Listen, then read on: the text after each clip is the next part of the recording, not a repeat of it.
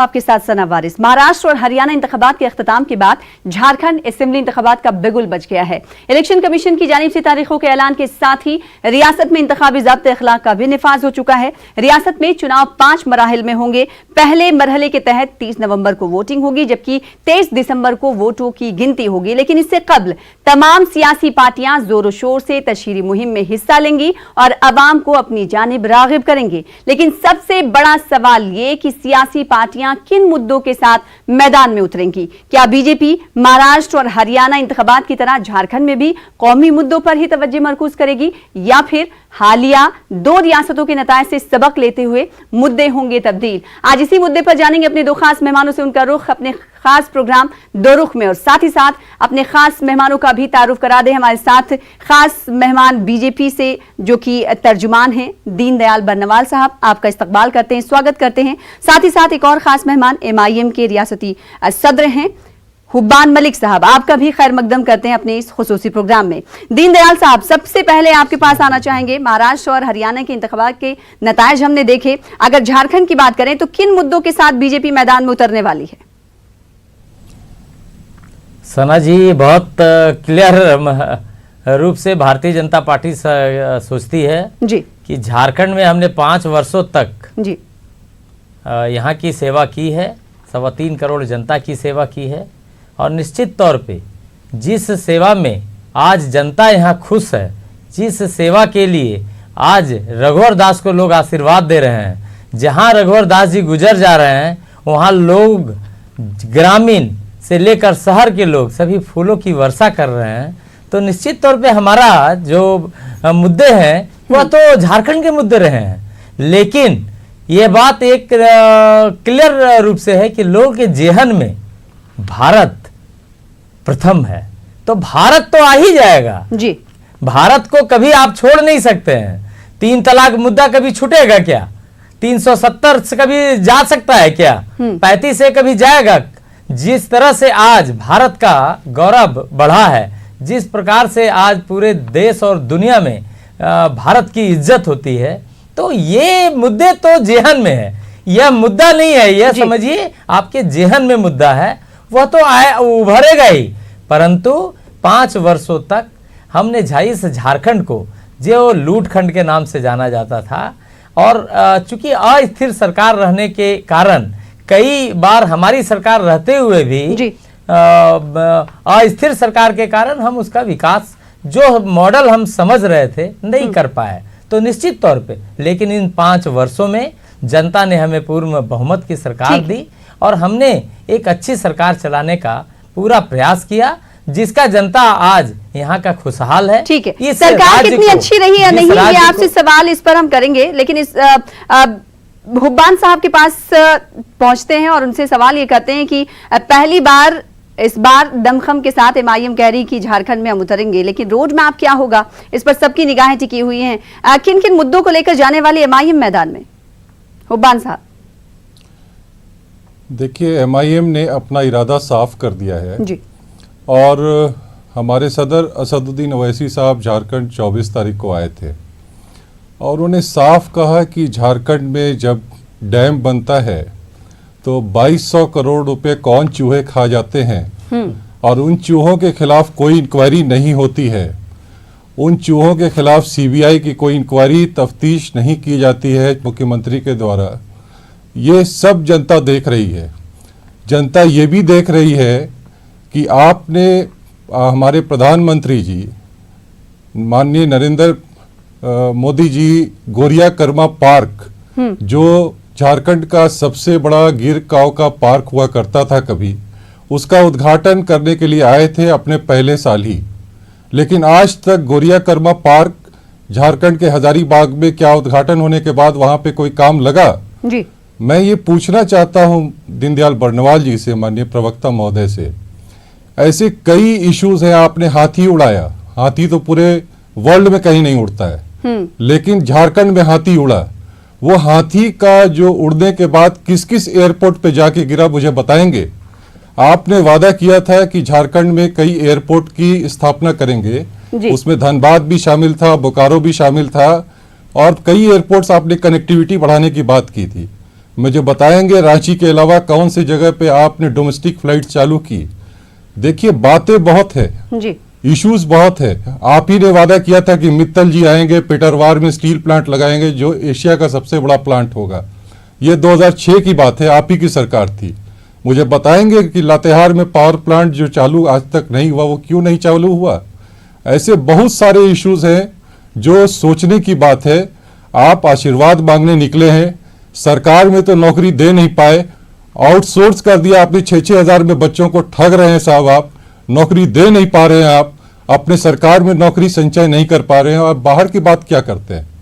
जी, दीनदयाल साहब, सरकार काम नहीं कर पा रही लेकिन बाहर की बात कह रही है, ऐसा उबान मलिक साहब कह रहे हैं। लेकिन आपसे सवाल ये मैं करना चाहूंगी कि रियासत की तरक्की को लेकर अगर देखा जाए तो सड़कें ये बता देती हैं कि रियासत में कितनी तरक्की हुई। रांची से झारखंड आप जाइए और उसी दरमियान में पता चल जाएगा। जिस तरीके से बीजेपी गुणगान गा रही है कि हमने तो बहुत तरक्की की है, लेकिन तरक्की की पोल जो है सड़कें खोल रही रांची से जमशेदपुर के दरमियान जो सड़क है।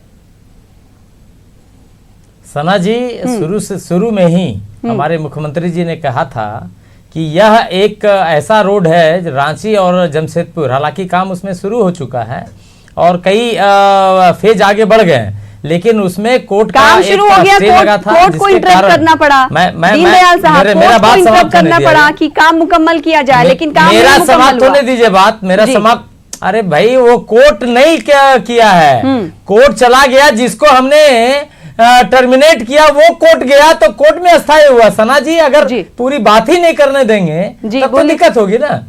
सबसे पहले तो मैंने वही कहा, लेकिन उस रोड के अलावे झारखंड के ग्रामीण से लेके पहाड़ तक आप चले जाइए, वो चकाचक रोड है जिसमें मलिक साहब भी चल रहे हैं। अभी धनबाद से अगर इनका गृह धनबाद है, या अगर धनबाद से आते होंगे तो पहले 6 घंटे रांची आने में लगते थे, आज 2.5 घंटे में लोग धनबाद पहुंच रहे हैं। तो निश्चित तौर पे आज का समय जो विकास का है, ठीक है, ये विपक्ष में है और इनको चुनाव लड़ना है, तो निश्चित तौर पे ये तो सरकार की बुराई ही करेंगे। लेकिन आज जिस प्रकार से झारखंड की तरक्की हुई है, एक लूटखंड 2014 में लोगों ने बना के रखा था इस राज्य को, 3800 करोड़ रुपया मिल बैठकर सभी विपक्षी पार्टियों ने उस राज्य को खाया था, और आज 2014 के बाद इस लूटखंड को आज औद्योगिक राज्य के रूप में स्थापित किया। इन्होंने कहा कि हाथी उड़ा। अरे साहब, हाथी उड़ा, और आपको पता है कि अगर 400 एमयू हुए तो 216 एमयू धरातल पर उतर चुके हैं। तो प्राइवेट कंपनी का रातों रात थोड़ी काम होगा, उनका अपना इंफ्रास्ट्रक्चर लगाएंगे, वो बनाएंगे।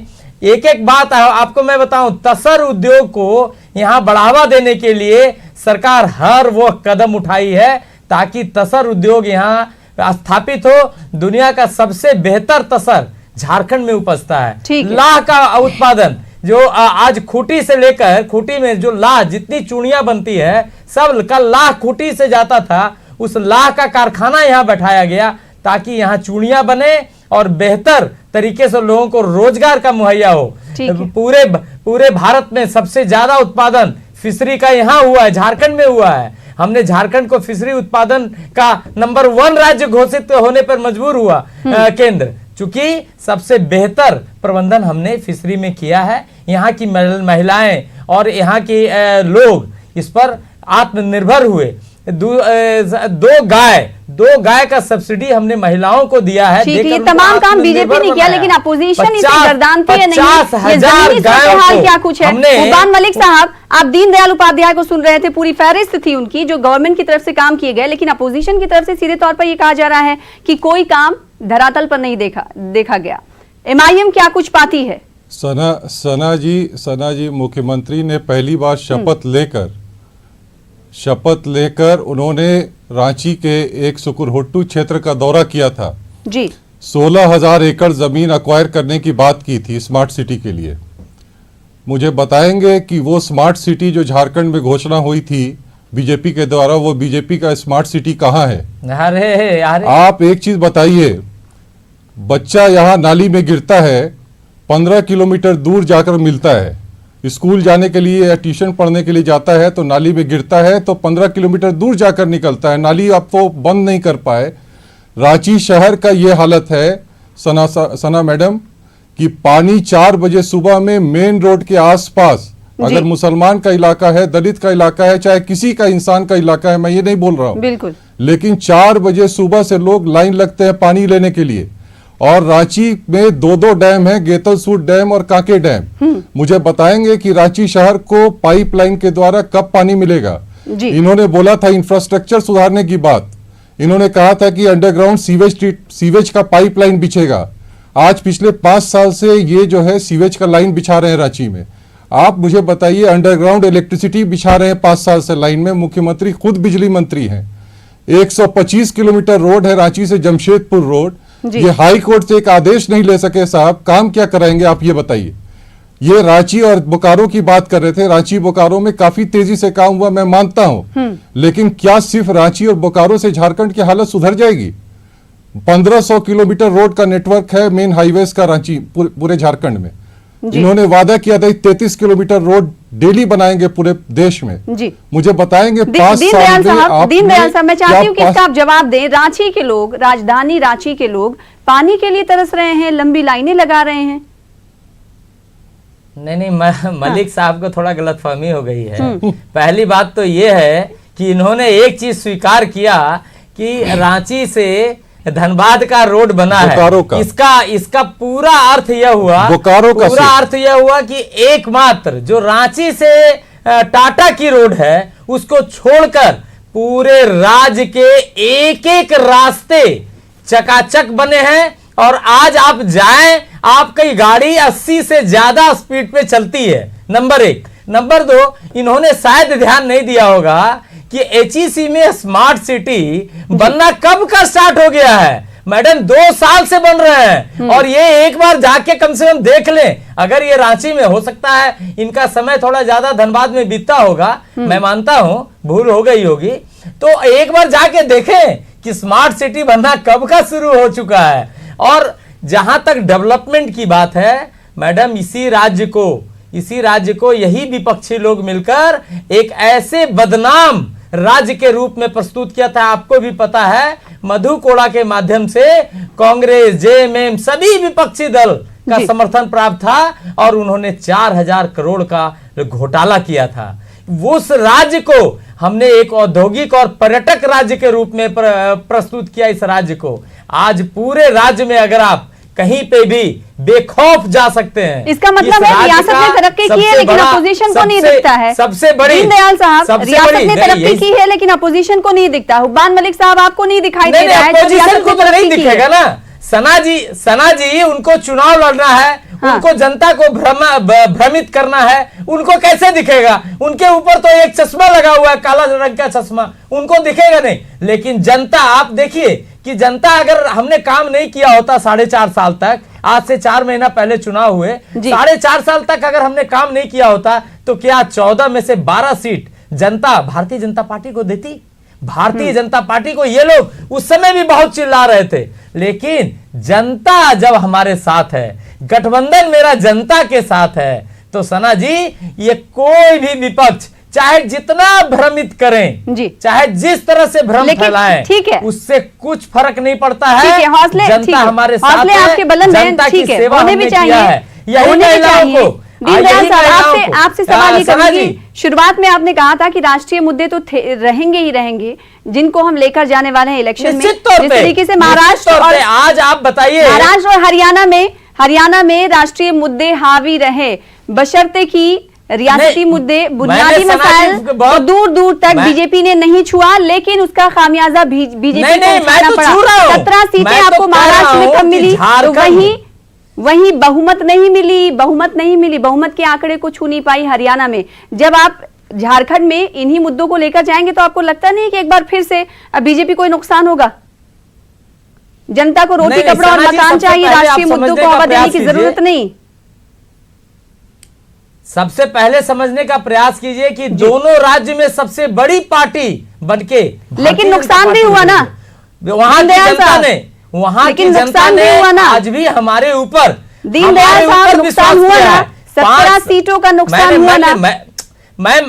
मैं मानता हूं थोड़ी कमी रह गई, लेकिन आज भी जनता, तो क्या ये कमी राष्ट्रीय मुद्दों की वजह से है? बड़ी पार्टी के रूप में वही मैं आपसे पूछ रही हूँ दीनदयाल साहब, तो क्या ये कमी राष्ट्रीय मुद्दों को उठाने की वजह से हुई है?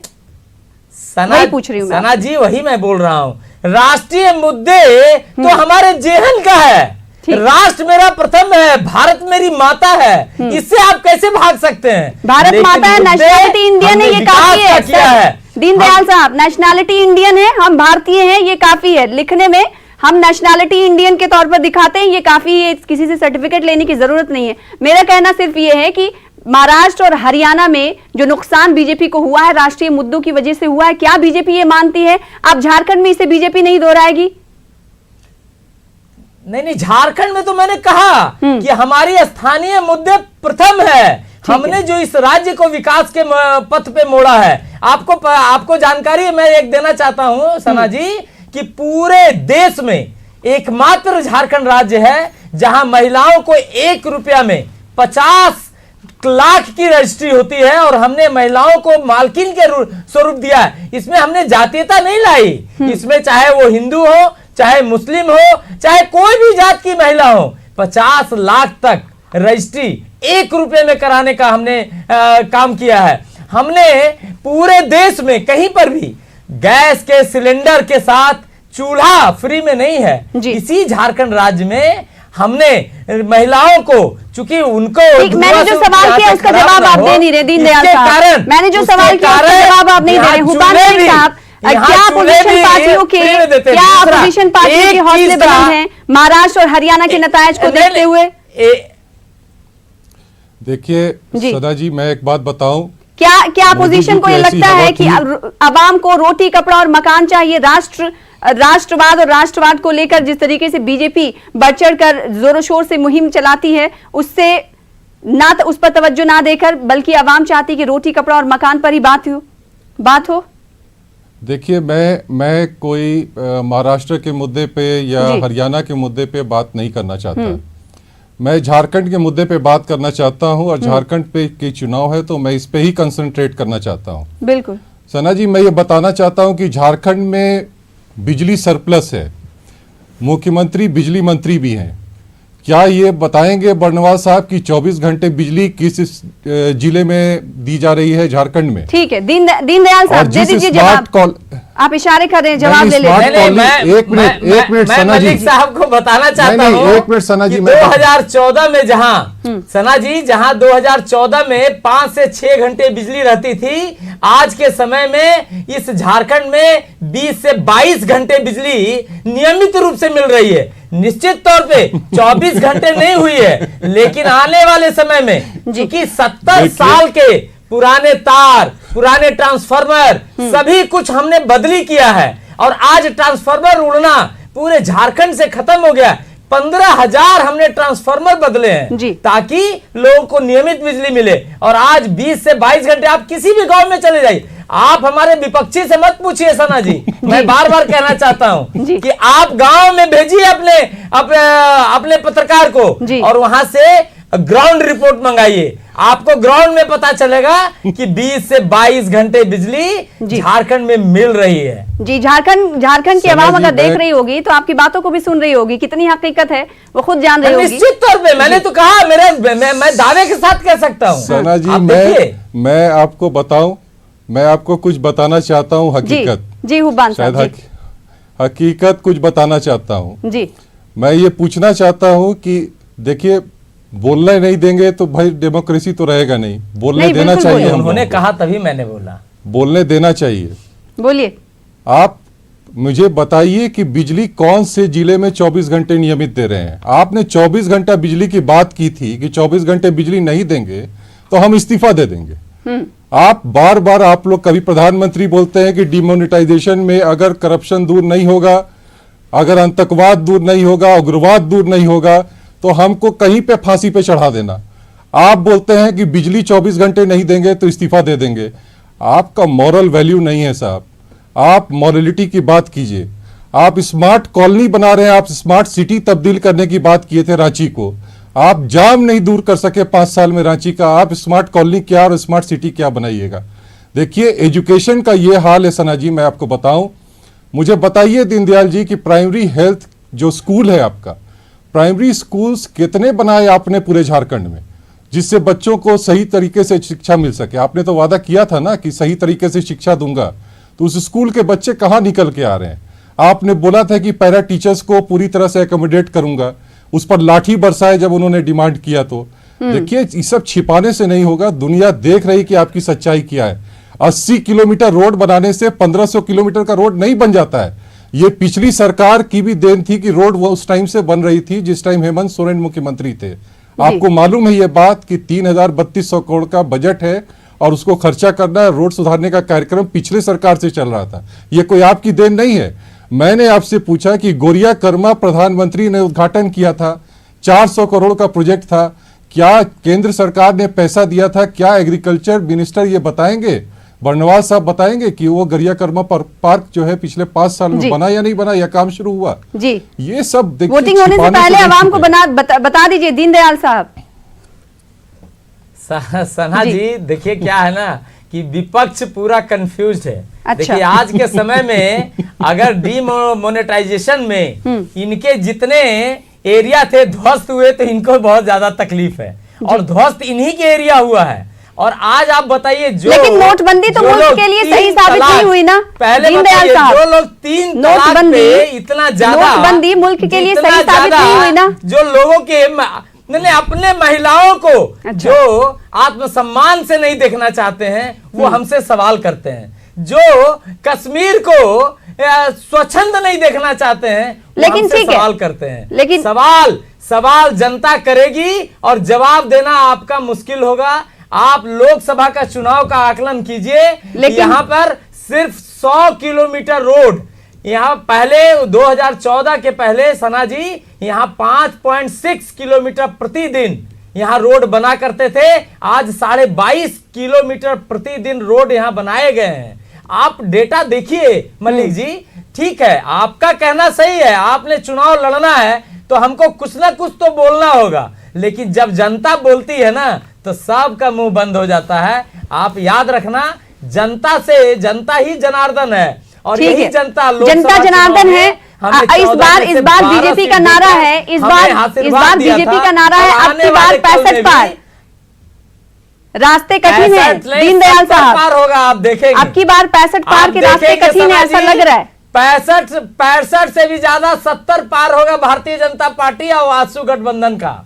अच्छा, हुब्बान मलिक साहब ये तो कह रहे हैं कि 65 पार का नारा जो हमने दिया है उससे भी हम क्रॉस कर जाएंगे, फिर तो जो अपोजिशन पार्टियां हैं देखिएगा आप ही देखेंगे। अब मैं हरियाणा पे और महाराष्ट्र पे 63 सीट पर मैं हरियाणा और महाराष्ट्र की बात हासिल की थी। उसी तनाजुर में मैंने ये बात कही कि अब मैं बात आप हरियाणा और सुनिए, आप महाराष्ट्र में बीजेपी ने नारा दिया था आपकी बार 175 पार, और भाजपा आपकी बार 175 पार। इसी तरह से देखिए फिर बोलने नहीं दे रहे, डेमोक्रेसी में किस तरह से दबाया जा रहा है। देखिए बोलिए हुब्बान मलिक साहब, यही बोलते आप आज तक सना जी बोलने नहीं दे रहे तो आपको भी अपनी बात रखने का हक है। हुब्बान मलिक साहब, आपको भी अपनी बात रखने का हक है। प्रधानमंत्री अपनी बात रखिए। ये भी सिर्फ बोल रहे हैं। प्रधानमंत्री के बारे में मत बोलिए मलिक जी, आप अपनी बात रखिए। लेवल नहीं है हम लोग का, हम लोग का लेवल नहीं है। प्रधानमंत्री विश्व के बहुत बड़े लीडर हैं, आप थोड़ा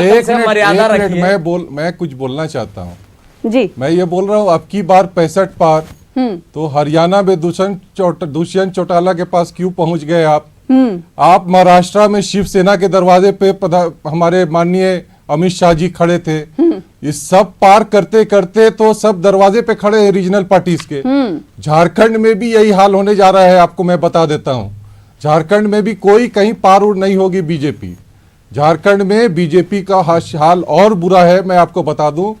बहुत खुश नहीं है लोग कहीं भी। आपने देखा होगा, इन्होंने 18 मॉब लिंचिंग का कोई भी कार्रवाई नहीं किया ठीक से। एक भी मॉब लिंचिंग देखिए, आप मुसलमान महिलाओं का इतना सम्मान करते तो हमारे माननीय सीपी सिंह जो मंत्री हैं, हमारे अर्बन डेवलपमेंट मिनिस्टर, उन्होंने शाइस्ता के हस्बैंड को चोर कह दिया और कोई भी मंत्री सरकार का उस औरत के दरवाजे नहीं गया। इतना सम्मान करते हैं महिला का ही। बातें तो बहुत करते हैं लेकिन काम करने की पारी आती है, क्यों नहीं नजर आते हैं क्या यही दीनदयाल साहब तीन तलाक बिल पास करा के सबका विश्वास जीतने का यही अमल है? सबका विश्वास जीतने का क्या यही अमल है दीनदयाल साहब? सबका विश्वास कैसे जीतेंगे? हाँ हेलो जी सना जी यहाँ का विश्वास जीता हुआ है। हमने 5 वर्षों तक यहाँ सेवा की है और उस सेवा का फल जनता ने लोकसभा चुनाव में दिया है और उसका रिपीट जी विधानसभा चुनाव में होगा। और आप देखेंगे कि ये सारे विपक्षी जितने बार ड्रामा करना है कर लीजिए, 2-4 दिन 10 दिन का समय है, जैसे ही ठप्पा लगेगा भारतीय जनता पार्टी के नाम से उसके बाद आपकी बोलती बंद हो जाएगी। ठीक है हुब्बान साहब, एमआईएम कितनी सीट ला सकती है इस बार? पहली बार किस्मत आजमाई कर रहे हैं। देखिए हम लोग पहली बार चुनाव लड़ रहे हैं जी और हमें उम्मीद है मैं उन सभी सीटों पर तो चुनाव लड़ूंगा जहां हमारा प्रेजेंस अच्छा है जी, और कोशिश हमारी रहेगी कि उन सभी सीटों पे हम लोग उम्मीदवार दें और अब इस बार अपना पूरा दमखम हम लोग दिखा सके झारखंड के विधानसभा में। ठीक है, आपका क्या कहना है? आखिरी रिएक्शन आपसे लेना चाहूंगी दीनदयाल साहब, बीजेपी के हौसले कितने बुलंद हैं या फिर महाराष्ट्र हरियाणा की तरह तस्वीरें ना हो जाएं? नहीं सना जी 5 साल भारतीय जनता पार्टी की रघुवर सरकार ने लोगों की सेवा की है जी। यहाँ तक कि बजट बनाने भी हम लोग जाकर प्रमंडल और गांव में जाकर बजट बनाए, उनके गांव के माफिक बजट बनाए ताकि उनको सरकार के पास नहीं आना पड़े, सरकार उनके पास गई है। तो इस तरह से हमने ठीक है, तो बीजेपी का ये कहना है कि आवाम के पास सरकार गई है, आवाम सरकार के पास नहीं आई है। अब देखना ही होगा कि यही आवाम सरकार के पास दोबारा जाती है या नहीं। बेहद शुक्रिया अदा करना चाहेंगे आप दोनों खास मेहमानों का हमारे खास प्रोग्राम दो रुख में जुड़ने के लिए। फिलहाल इसी के साथ मुझे दीजिए इजाजत। आता